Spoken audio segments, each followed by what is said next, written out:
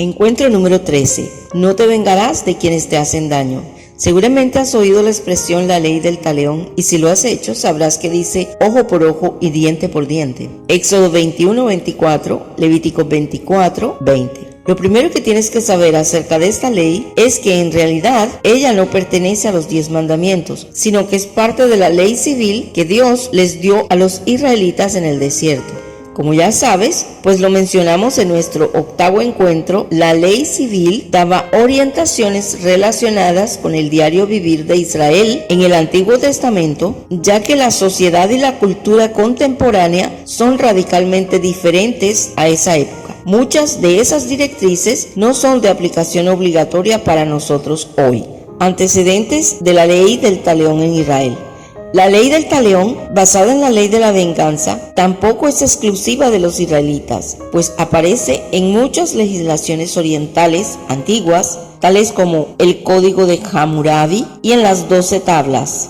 Esta ley, basada en la reciprocidad material, en algunos casos llegaba a absurdos, como este ejemplo tomado del Código de Hammurabi: si una casa se cae y muere la hija del propietario, debe morir la hija del arquitecto constructor.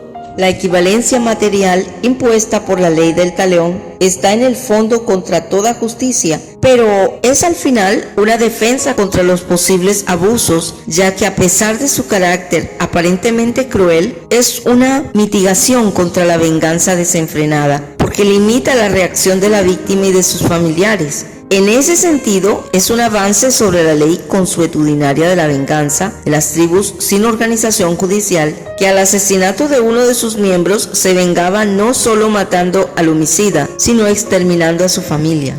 La aplicación de la ley del talión en Israel fue útil para limitar la venganza indiscriminada.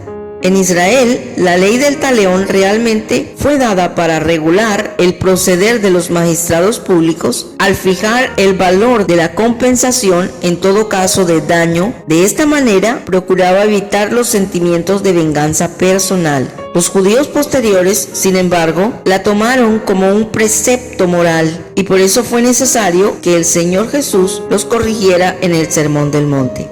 Jesús contradice y condena la aplicación de la ley del talión en las relaciones personales. He señalado algunos de estos hechos para poder decirte que el Señor Jesús sí contradice y condena la práctica de la ley del talión en sus enseñanzas. Nota sus palabras en Mateo 5, 38 al 42. Oísteis que fue dicho ojo por ojo y diente por diente.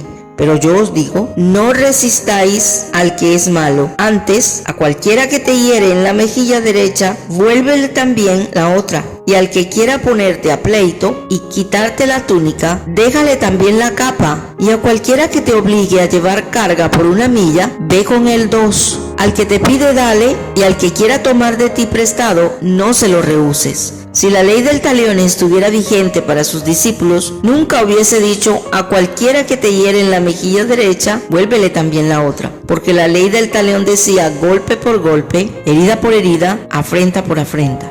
Es posible que te sientas un poco confundido con la afirmación hecha al principio del párrafo anterior de que Jesús contradice y condena la práctica de la ley del talión, pues en una de las lecciones anteriores afirmé que las demandas del Señor Jesús a sus discípulos en el Sermón del Monte no son contrarias a las de la ley de Dios el Padre dada a su pueblo Israel en el monte Sinaí. Permíteme, en aras de hacer claridad sobre esto, señalarte que la ley del talión no pertenece a los 10 mandamientos o ley moral, que son los que aún están vigentes, sino a la ley civil, que como ya dije antes, solo regulaba las relaciones entre los individuos del pueblo, por lo tanto, no se imponen a todos los individuos de todos los lugares en todas las épocas, como sí ocurre con los 10 mandamientos.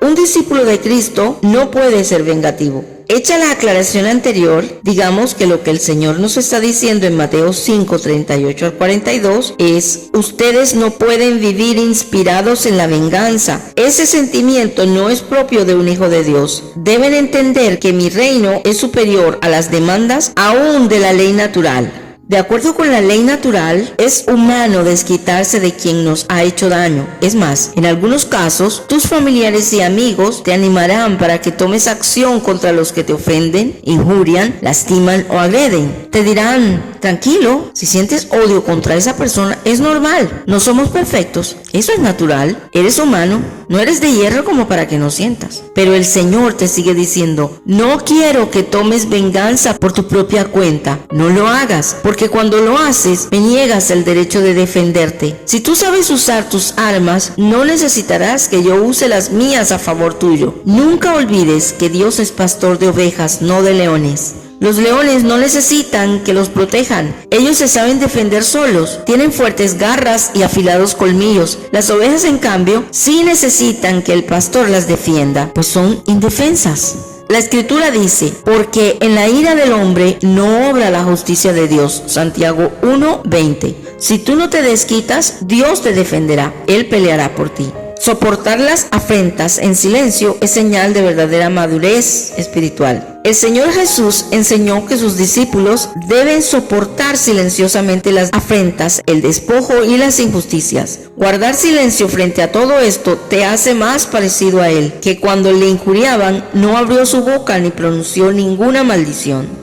Dicen los historiadores que cuando una persona era crucificada, moría pronunciando todo tipo de insultos y maldiciones contra sus verdugos. En lugar de eso, nuestro Señor pidió perdón por los que le injuriaban, maldecían, afrentaban y torturaban. Padre, perdónalos porque no saben lo que hacen. Lucas 23:34. Él no solo nos lo enseñó en palabras, sino con su ejemplo. Nunca permitió que el odio y la venganza se apoderaran de su alma pura. Primera de Pedro 1:21-23. Tú tampoco lo permitas. Deja que su gracia te embargue para que puedas responder con misericordia a quienes quieran hacerte daño. ¿Sabes por qué es tan importante esto?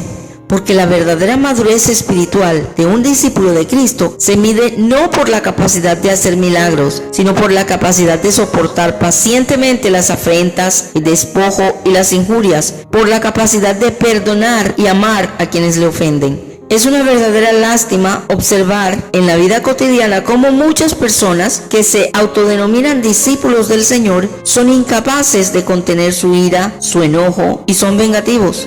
Viven en forma tan natural que no se diferencian de los que no conocen al Señor Jesús. Muchas de esas personas se congregan con otros cristianos, hablan lenguas, oran por los enfermos y estos se sanan y creen que por eso están bien en su relación con Dios, pero no han podido entregarle el control total de sus emociones y sentimientos. Los dones y milagros en personas así no corresponden, son como colocarle un adorno de oro a un cerdo en el hocico.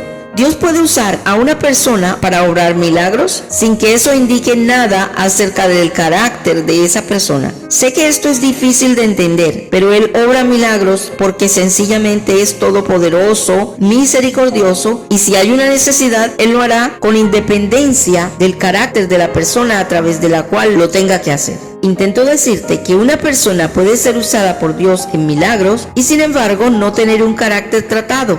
El mismo Señor Jesús dijo, muchos me dirán en aquel día, el día del juicio final, Señor, Señor, ¿no profetizamos en tu nombre echamos fuera demonios y en tu nombre hicimos muchos milagros? Entonces les declararé, nunca os conocí, apartaos de mí, hacedores de maldad. Mateo 7:23-24. Queda claro que no se trata de hacer milagros, sino de ser conocido por Él. Ser su discípulo y un verdadero discípulo de Cristo se conoce por su carácter, como aprendimos en las primeras lecciones de este discipulado.